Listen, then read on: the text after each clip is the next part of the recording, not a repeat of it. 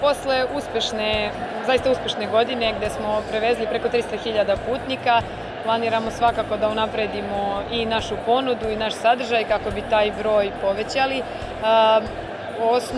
Osnovni planovi, neki koji su kratkoročni, to su da nabavimo novih 18 kabina koje će biti spremne u junu mesecu i sa tim ćemo naravno povećati kapacitet same gondole, ali svakako smanjiti vreme čekanja na kabine, odnosno za ulazak smanjiti redove koji su bili zaista veliki u prethodnoj godini.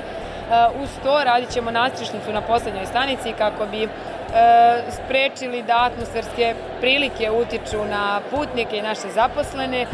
To su neki kratkoročni planovi do letnje sezone. Sada se aktivno pripremamo za uskršnje praznike, za prvomajske praznike, tada će biti i dečiji raspust. Svakako Zlatibor u proleće je predivan i gondola nudi jedan novi pogled na taj Zlatibor i nudi jedno novo iskustvo i doživljaj, tako da onda idemo na leto i nadam se da ćemo ove godine uspeti da uradimo i planska dokumenta za deo uređenja prostora na vrhu Tornika, dok na početnoj stanici je u planu da završimo upravnu zgradu koja će imati dodatne komercijalne sadržaje.